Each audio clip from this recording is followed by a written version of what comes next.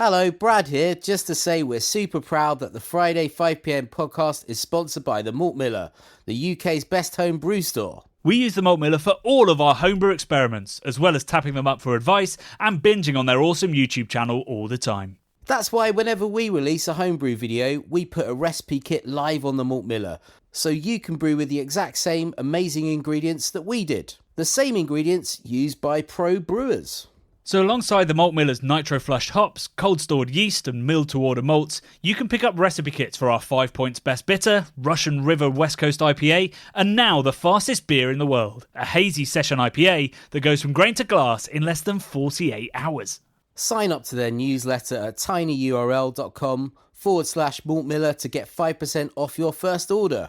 With the Malt Miller's amazing customer service and Johnny's 48-hour recipe, you could order the ingredients on a Monday and be drinking the beer by the weekend. Speaking of which, it's Friday. It's 5pm. So enjoy this week's Friday 5pm podcast. It's Friday, it's 5pm, and while I don't have a beer in front of me at this very second, I was actually drinking a beer at 10am this morning, Bradders. Wow, has it got that bad, has it, Johnny? 10am?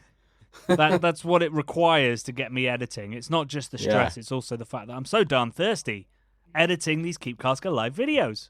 Oh, nice link there. Nice. It's pretty strong. 10am. Talk to me. Yeah, I was filming. You were filming, I was filming, weren't you? Yeah. So I was tasting. So a couple of months back, about 6 months ago, we were in the fields with Buxton Brewery and Charles Fairham recording an episode for Keep Cask Alive, and they were selecting some new experimental hop varieties. So we were out there sniffing different hops with them and choosing. Well, they were choosing. We were just feeding information to Rob, the head brewer at Buxton's tiny little notepad, which has done multiple harvests, despite being something you might buy at, I don't know, like a WH Smith's, because you've got no paper and need to write down something. And so, yeah, they brewed a cask beer with 4 of the hops that they really, really liked and released it under the name. So it's Hop Heats is the name of the series, and there's a couple of different beers that came out. But this is the Super Blend, so it's all 4 hops. And I was drinking that at the beer shop in Hitchin this morning, filming our hour. You weren't there. My take on on the beer itself, and whether what we sort of sniffed in the fields really came out in the beer. And I'm not going to spoil it, but it's a very, very delicious and interesting beer. There's only one way to find out. You're going to have to watch along, aren't you guys? That's where we're at. Or track down the casks, which I think will be flying out around the country right now. So by the time the video comes out, it'll probably all be sold and consumed. But yeah, keep an eye out for Buxton's Super Blend, because it's very, very good. And they've got cans of the individual hops as well, which I'll be tucking into, not tonight, because tonight I am talking at Faversham Literary Festival. Wow, that's pretty cool. Wow. I love Faversham. That's good. Yeah, I'm looking forward to going back to the land of Neam, which is the topic of next week's video, partly. And, that's a weird bit of serendipity there, that the video, because the video was supposed to come out weeks ago, and now it's ended up coming out the week that I'm back in Faversham. Yeah, man. Which is rather wild. But yeah, so I'll be drinking them later in the weekend, and drinking Master Brew, which is probably my favourite Shepherd Neame beer, or the 1698 beer, which is great, but about 3 times the strength. Do you think, Gary Newman fans are called Neamenoids, I believe. Do you think Shepherd Neame fans are called Neamenoids? I think if they're not, they should be. Either that or just like shepherds or sheep. Sheep. Oh, well, I don't know. That has some negative connotations. It does have negative connotations, yeah. Yeah. I think Neamenoids. Maybe that's what Shepherd Neame call their most loyal customers. A flock of Neamenoids? A flock of Neamenoids. There we go. Podcast title. Yeah, 3 minutes in, a flock of Neamenoids is. I don't know how we're going to spell Neamenoid. Literally 0.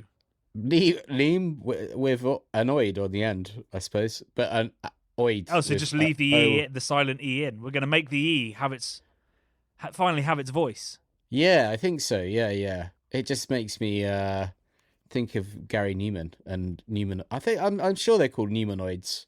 And now it's making me think of Demonoid, which is where I used to download all of my illegal software and plugins for computer software.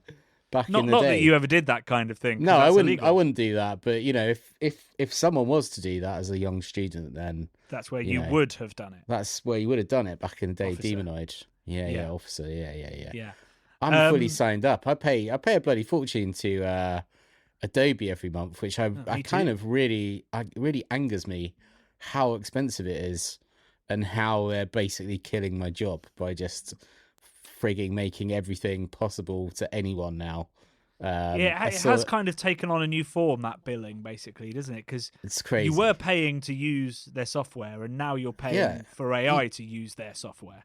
Well, exactly. Well, I mean, I'm still paying to use it, but yeah, lots of people are just paying for AI to use it at this point. But I can remember buying like Creative Suite and stuff, or maybe downloading it, Johnny. But buying Creative Suite, it was yours to own. You bought it once and it was yours to own, but then they kept updating the damn software to the point where you're like, oh, I need that, and then they went onto that rolling subscription, which you know, it's just I think it's very very money grabbing. I know a lot of creatives are moving away from Adobe because of it, but I at this point I am a bit long in the tooth to be learning a whole new set of software Well, potentially. So you'd never catch us creating a rolling subscription model. I know, right?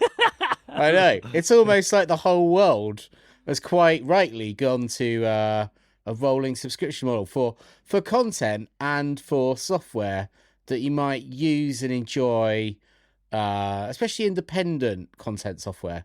One thing that happened nice this week, Johnny, was a typographer that I like that we use a lot of his fonts for our craft beer channel stuff that we produce.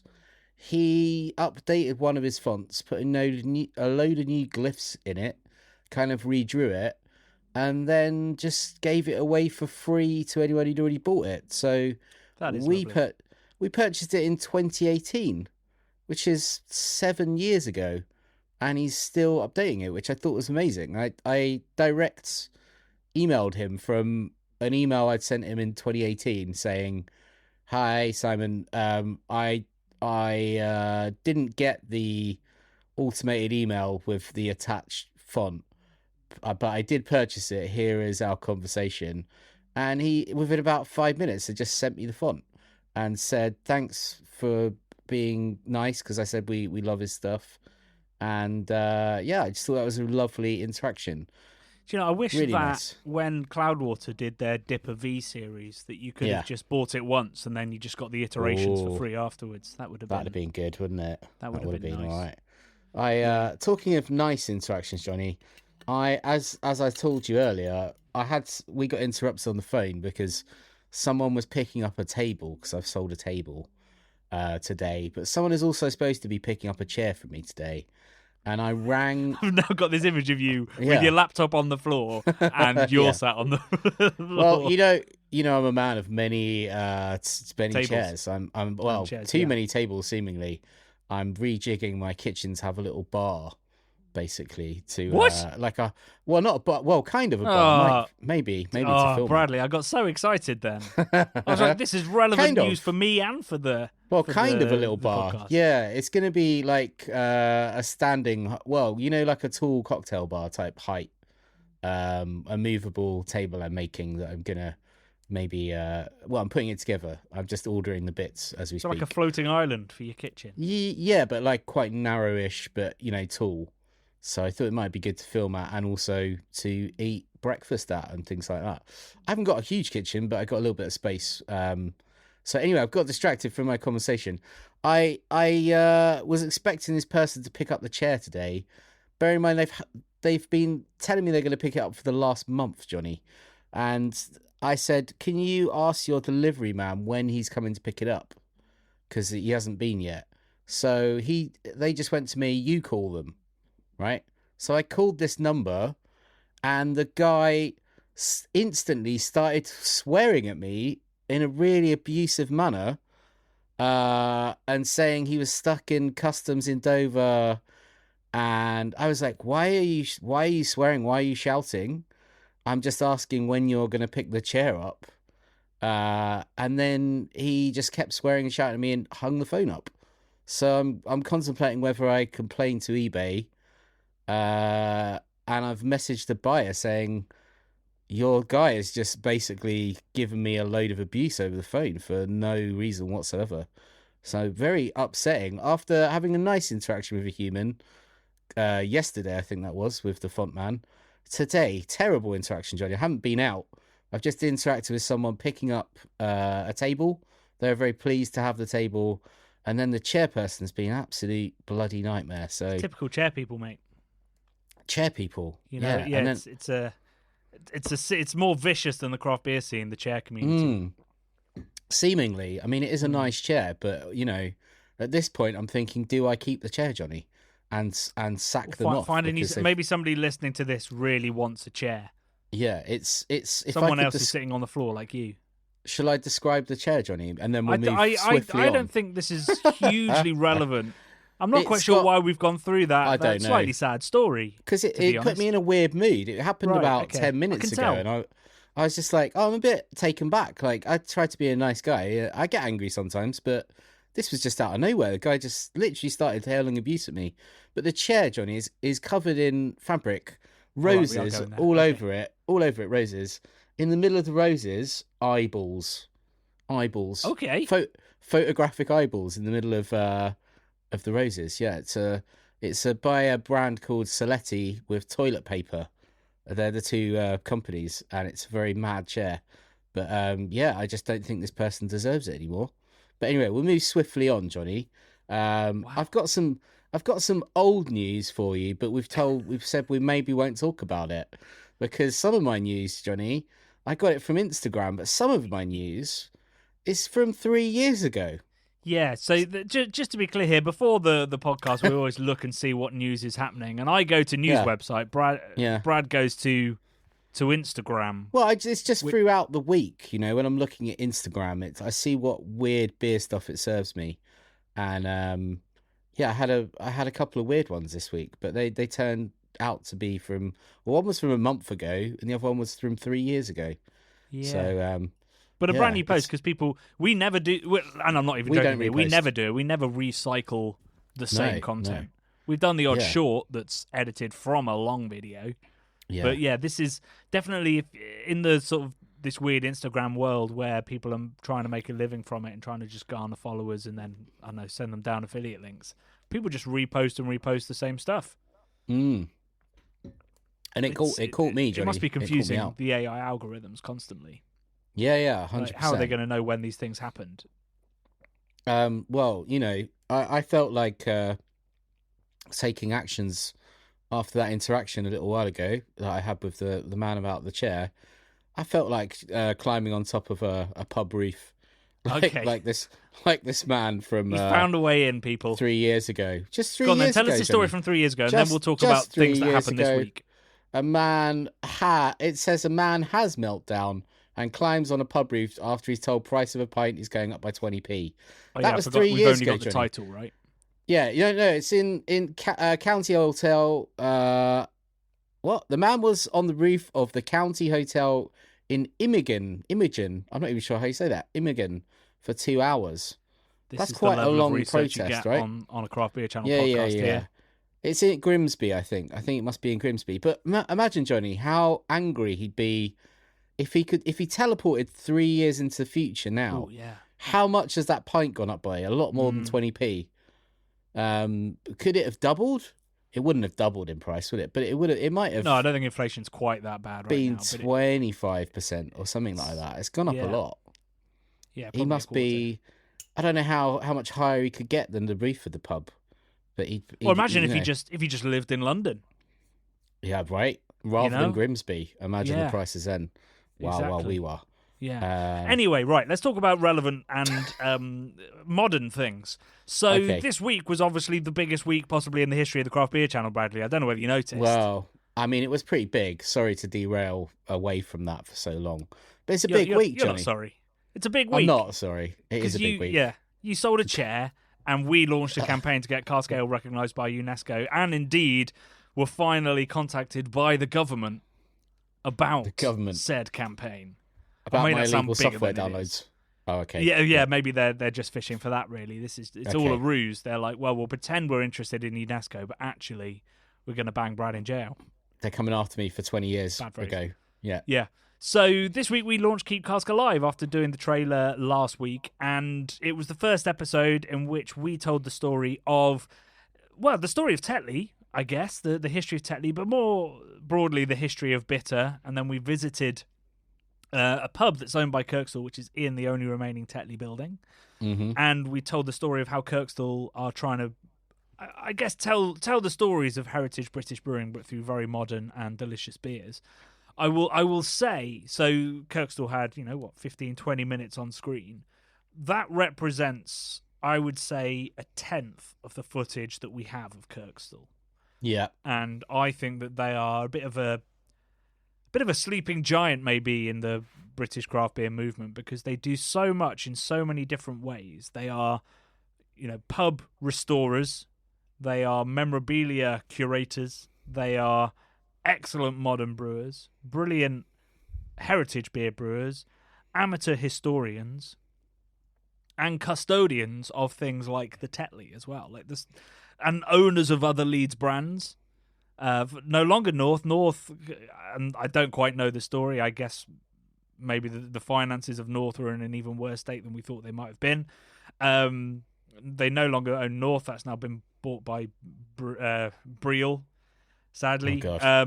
But they still own the Leeds Brewery brand and still brew with that. So the work that Kirkstall do on protecting brewing heritage while also being a really, really good modern brewery is just stellar. And I can't wait to put that full Kirkstall episode together, which we're going to do in a couple of months. Yeah, I mean, they're an amazing brewery. Like you say, I think for me, the take home, being someone who loves, advertising, ephemera, breweryana, Victoriana, like everything to do with the pub and the advertising of the pub. That's one of the best collections I've ever seen, and it's in the Tetley building. I haven't even been to the tap room, but that looks absolutely insane as well. Yeah, it's pretty special, and the full episode will sort of have a full tour of the Tetley and then a good explore of the main brewery, and then we also go to the Cardigan Arms, which is a beautiful old pub that they have restored and done remarkable things with, and obviously serve brilliant cask. The other half of that story is our trip to Timothy Taylor's. There'll be a full episode on that as well, but we were telling the story of Landlord and how it's definitely a bitter, even if nobody calls it a bitter, and explaining how the history of how sort of bitters came out of pale ales, and then pale ales came back out of bitters, which is a bit of funny nomenclature.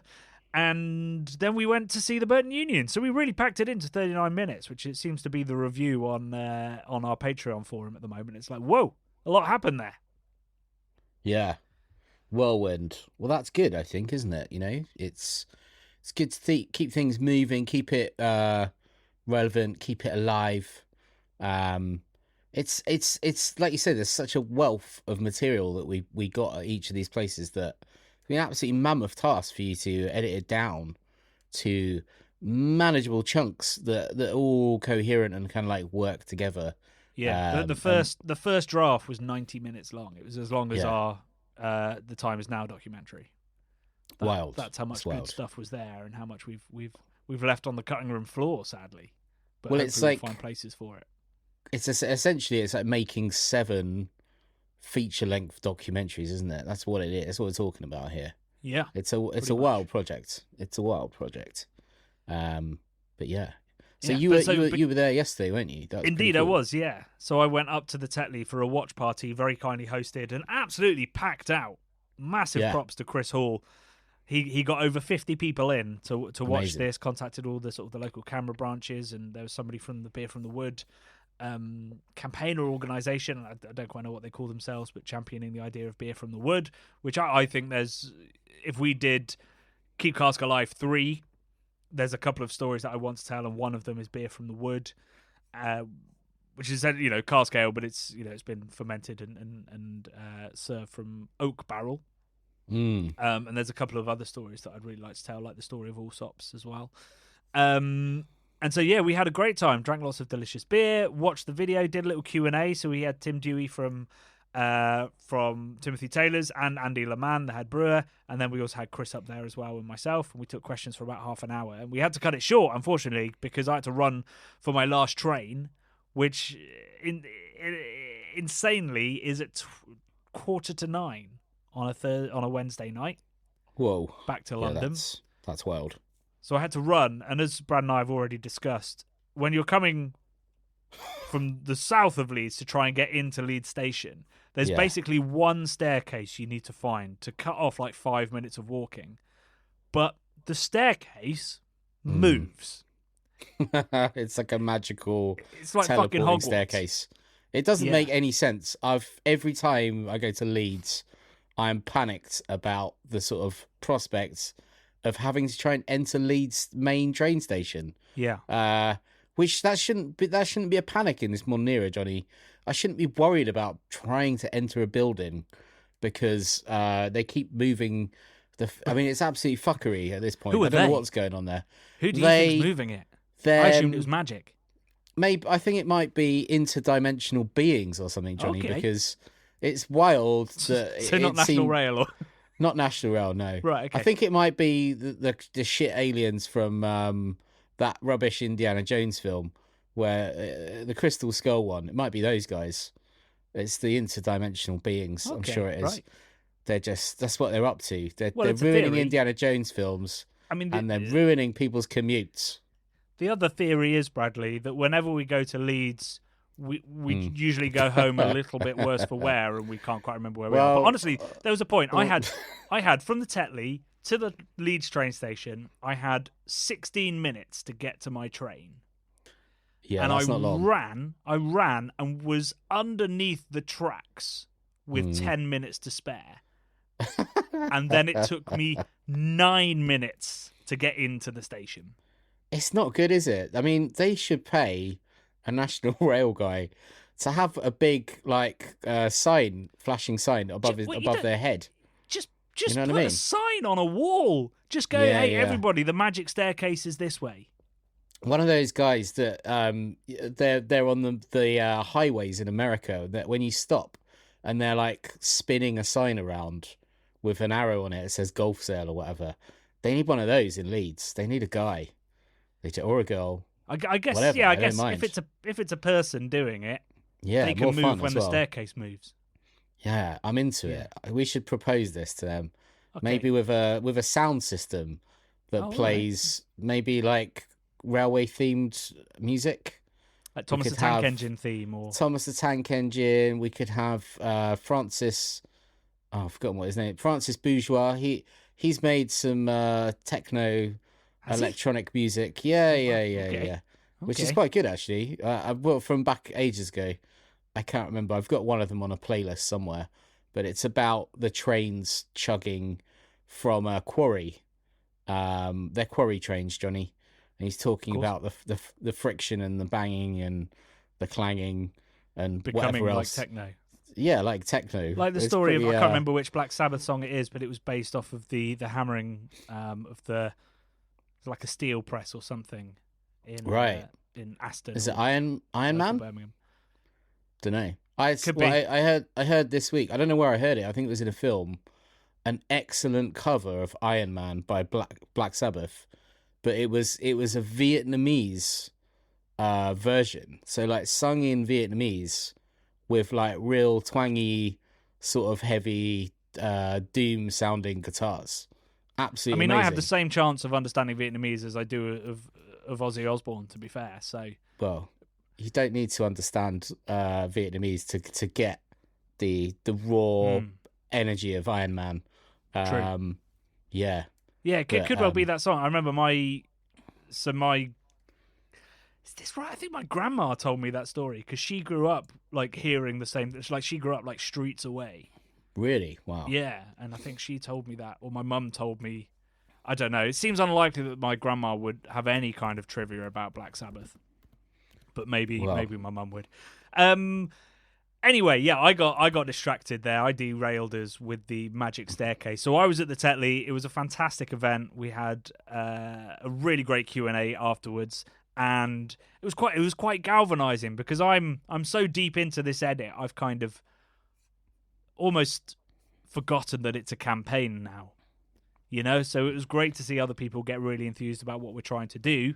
And happily, I was able to give them a little update because yesterday... Wait, what day are we on now? Wednesday? No, it's Tuesday.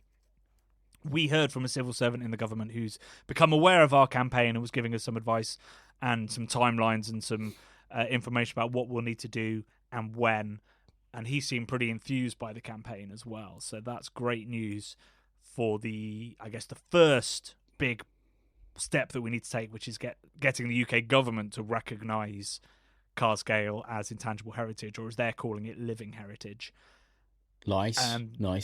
Then the real campaign sort of starts. I think essentially at this point, with the work that we've already done, we fill in the form correctly with all the important points that we need to. We should be a bit of a shoo-in.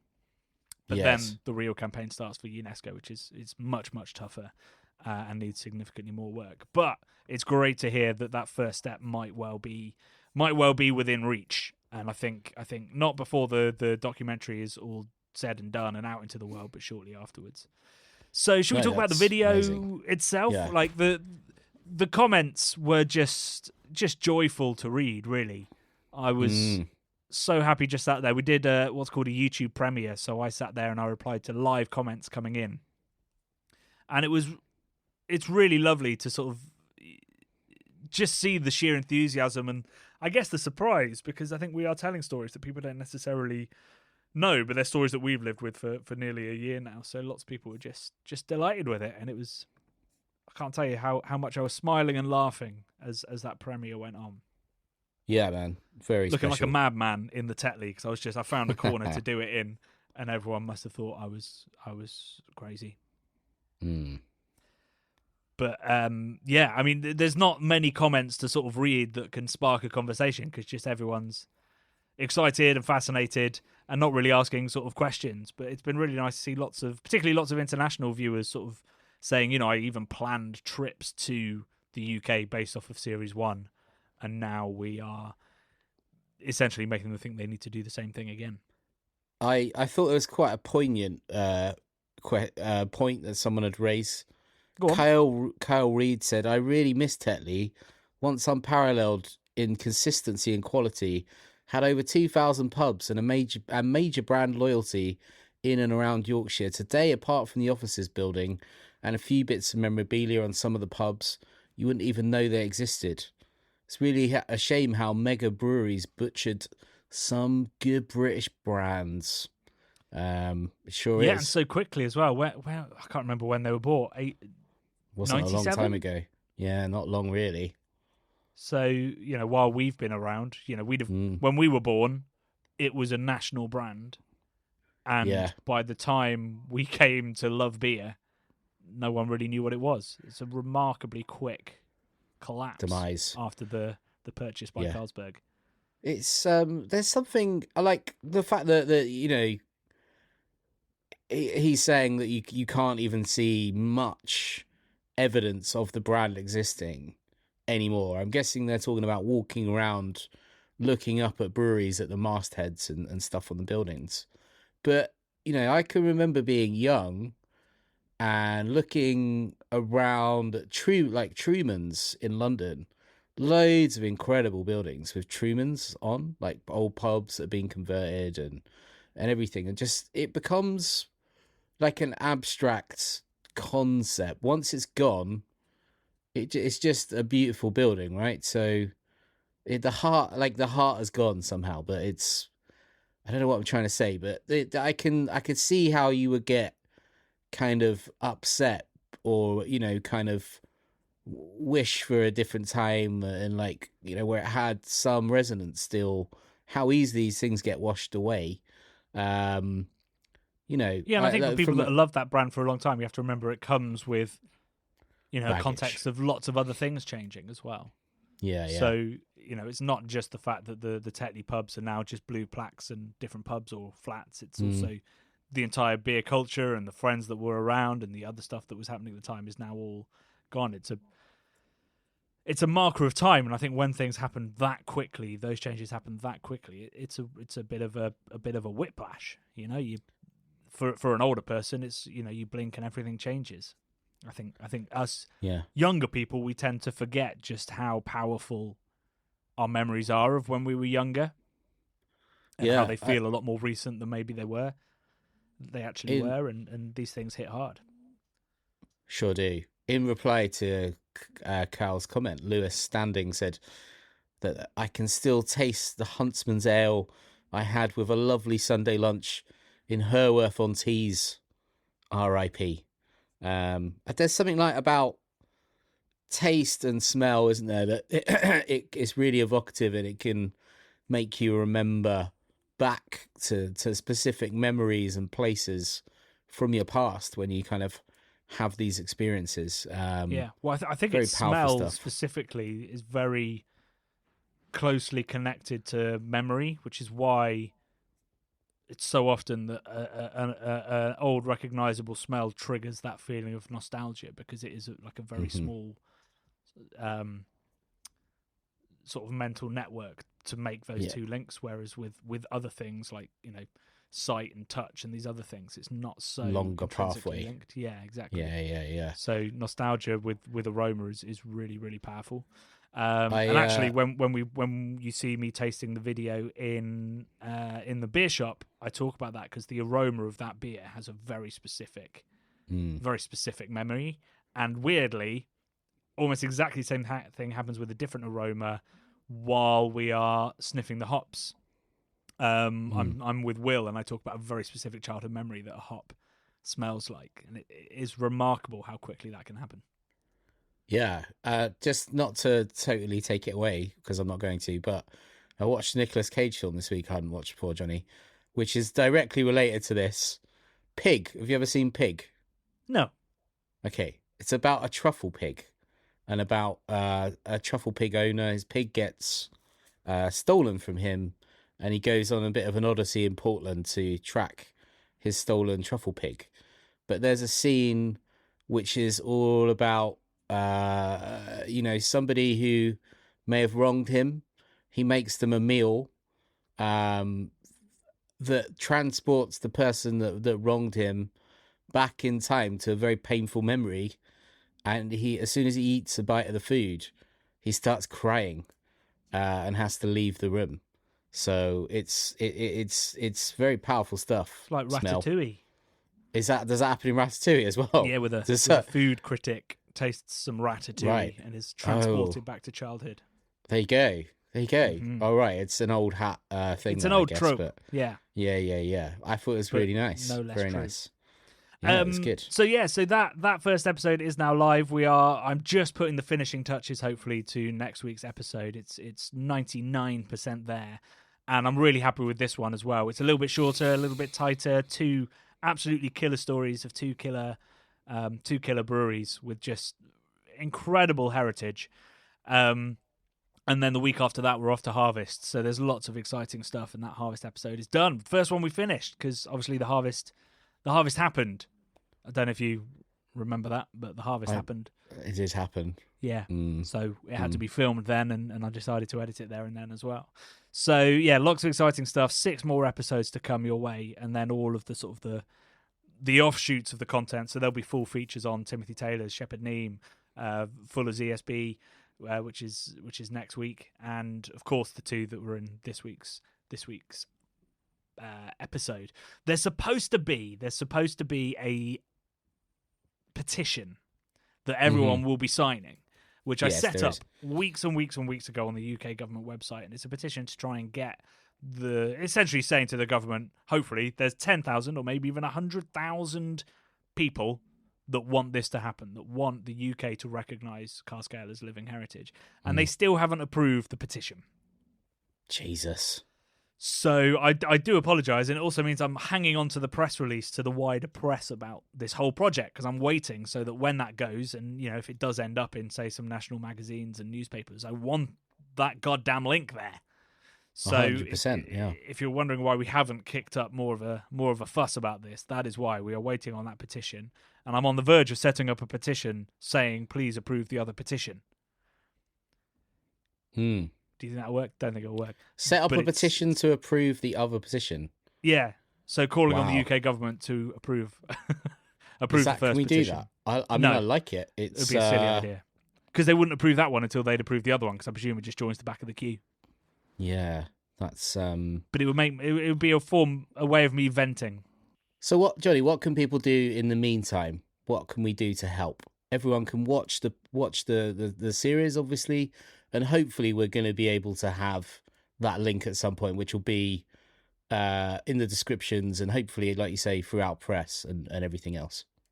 Yeah, and I think something that I'm planning to put together, but I haven't yet, but there's no need for people to wait, is potentially emailing your MP as well. So when I spoke to the civil servant at the government, he said that the plan is for the forms and the application process to go live in spring, which means that now's quite a good time for us to start applying pressure on MPs.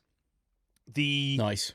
MPs themselves do not, I believe, have a say necessarily in what gets listed in this what's called the inventory, or there might be sort of a very precise squad. I was going to say that's not quite the right word. Committee would be the right word, wouldn't it? That will appraise all of these entries and decide which ones can make the inventory. But it's definitely worth, somebody at the MP's office will read that, whether it's the MP or whether it's somebody on their staff. And if it is of interest, because there are MPs that have very specific interest or are on certain committees or part of all parliamentary groups, such as the All Parliamentary Pub Group, that might forward it to the right people. So I've been trying to get hold of lots of different MPs, ministers in the Department for Culture and Media, the chair of the All Parliamentary Pub Group, is called Tonya Antionazzo, and she obviously has huge power in that all the people in government, or government or opposition, any MPs that have any interest in the importance of pubs and of breweries and of beer, she has their ear and can send this out. So that's sort of the approach that I'm having. The issue is, and I didn't know about this until I started emailing her, is that technically they're not allowed to reply to emails from people that aren't their constituents. Huh. That's crazy. Well, I guess so. I have to find a sort sense. of a back door to get to her, which I've found a way in, but it's not happened yet. So yeah, it's really slowing things down, which is why it's so important that people email their own MPs, because we can't do that for you. Basically, we can't email all the MPs in the world and go, hey, look at this. It's got to be people in that constituency. Right. Wow, so basically, it could just be as simple as you emailing the MP going, hey, loving your work, or the opposite, depending on your point of view. We have X amount of breweries and X amount of pubs in your constituency, which are all, under the cosh right now. And there's a YouTube channel that is trying to get Cask Ale recognised by UNESCO. Cask Ale is very important for these reasons. They can be personal or they can be factual, sort of broader industry trends. Take a look at this series. And if they have time, they're bored, they're on the loo, they might have a little look, and we might start to convert some minds and get people to get in touch with us. And that's sort of the grassroots element of this campaign, which is hugely important, because it is, as far as I can tell, if you're not the lobbyist, which I guess is the role that we're playing, it's a numbers game. It's tell everyone everything all the time, and you might email at the right time when they are looking at, something very specific on their desk, or a publican's just emailed them going, we're going under because of the increase in national insurance that you guys put in, and now we're screwed and you need to do something. And suddenly they could have those two things next to each other and go, right, this is something that we can do. This is a way that we can go to Rachel Reeves and say, hey, there's been a mistake made here, or there needs to be a change to the way that we're doing this, because we're unfairly impacting a very specific, very important industry. And that's what this whole campaign is about. It's about being able to turn around to people like Rachel Reeves when she brings in these national insurance rises or business rate rises or VAT rises or beer duty rises, and hopefully one day we can go, that's going to negatively affect a UNESCO recognised example of intangible heritage. Yeah, when you put it like that, Johnny, it does make me wonder. Maybe that's why they're not getting back to us. Think of all that taxation. Anyway. That's just me I mean, being. that we're going to have to break through that public policy conversation for sure at some point. But Mm, that's also why I thought the UNESCO campaign would be powerful, because you wouldn't necessarily have to have that conversation. Every time you look at lowering beer duty, freezing beer duty, or giving hospitality a break in any regard, you will get the public health lobby weighing in and going, well, what's the public health impact of this? And unfortunately, it's rare for the public health policymakers to go, we all know that alcohol in even quite small quantities is harmful over the long term, but what about loneliness? yeah. What about the fact that pubs are the heart of communities? What about the employment that breweries and pubs offer people of all ages? And it's a very complicated discussion to have. Whereas if we go through UNESCO or through the living heritage thing, the public health lobby don't really have an impact on that. It's got absolutely nothing to do with them. And sure, when we talk about it, they will be involved and they should be involved. But we will have an extra angle to come at, going, yes, public health is important, but so is our heritage and our history and the employment and the people and their mental health. And UNESCO agrees. That's the dream. Yeah. That's Yeah. the dream. So yeah, email your MP and sign the petition once, I don't know, Keir Starmer decides to give it a read. I'm sure it's him looking through all of these. So we had that watch party at the Tetley. There will hopefully be more watch parties. We are potentially looking at one with 5 points, possibly on the 4th of March, and I'm hoping to do one with Shepherd Neame as well, which might be the week after. If we don't get to do those watch parties because we've left it too late, I've been just mad busy finishing the filming and obviously editing. I want to do watch parties for the big episodes specific on the breweries that go live over the next couple of months. So when the Shepherd Neame what's the word, sort of full documentary goes live, maybe film. we can do a watch party for that one instead, because Nice. I think it's great being at the Tetley, watching the history of the Tetley, and obviously Special. only being 30-40 miles from Timothy Taylor's as well was pretty special, and I think people were more immersed as a result of it. Love it. Hopefully. Love it. Makes sense, doesn't it? Be in the places that we're trying to save when we're watching the films about trying to save them. Kind of makes perfect sense. Exactly, and drinking the beers that we're trying to protect as well. Drinking the beers. Although, let's be honest, landlord needs no protection. It's absolutely flying out. I think it's one of the great success stories of modern cask is a landlord, and rightly so. It's an incredible beer and an incredibly consistent beer that sort of seems to almost transcend a lot of the issues that pubs have serving cask. It's notoriously hard to look after, but as a result, I think the people that do serve it very, very well. So yeah, that's about. Oh, sorry, go on. No, I was just going to say, are we calling these watch parties when they're in the spaces that we're watching, and we're drinking the beers that are featured? Are these 4-dimensional cinema screenings? Because I think it probably is, isn't it? It's going beyond smell-o-vision because you're there. There was a comment that someone was saying about smell-o-vision. They wanted smell-o-vision. We get that comment a lot, and that's what these are essentially. These live shows. Yeah. It would be a wonderful thing, but I will also say that there's often some not quite so nice smells in breweries. Yeah. Or indeed, if you breathe too deep, a lot of CO2. Well, yeah, don't breathe too deep. So we could give you the real immersive the walking into the yeast room at Harvey's. Where I'm not sure you'd last more than a couple of minutes.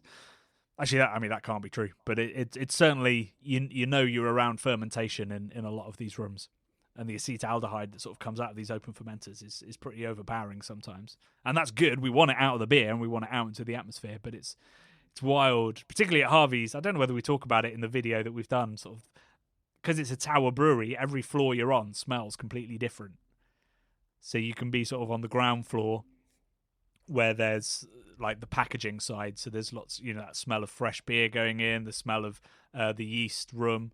And then on the next floor up, it's fermentation. So you've got that smell of like acetaldehyde and isoamyl acetate, and then like that doughiness that is particular to Harvey's as well. And then on the next floor up, it's brewing. So you get that sticky hop and malt smell.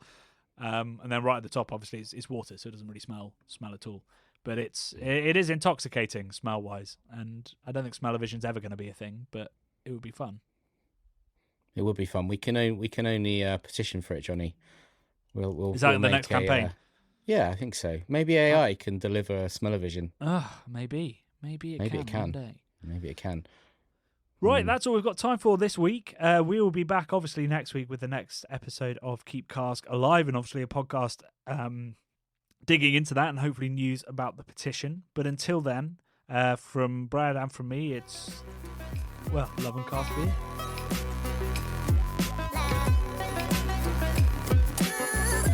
The Bubble and Friday 5pm podcasts are brought to you by the nerds behind YouTube's craft beer channel.